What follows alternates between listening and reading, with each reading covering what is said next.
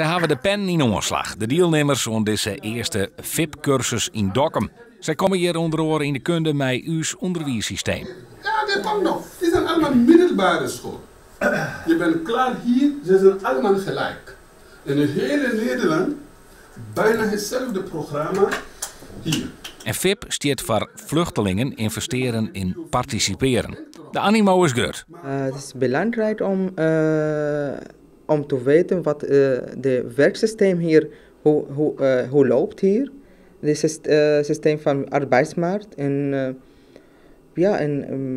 Wij zijn uitgekoppeld met JobTrots. We kunnen ook praten over het werk, over allerlei dingen. Vluchtelingenwerk verzorgen deze extra cursus. Extra, want na een inburgeringsexamen ben je er nog lang net. En de cursusleider weet dat maar al te goed. Ja, ik ben wel een rolmodel, om zo maar te zeggen.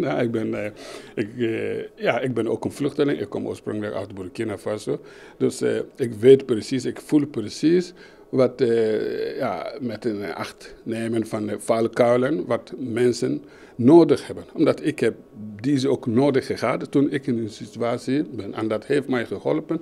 Dus ik probeer naast mijn trainerschap en ook mijn achtergrond te gebruiken om die mensen te helpen. De vluchtelingen wijnen alle keer in de omjouwing. Met elk haar een eigen dromen en wensken. Ik wil graag bij horeca. Ja, of ik wil graag bij, als dat kan, niet bij horeca, ik wil bij winkel.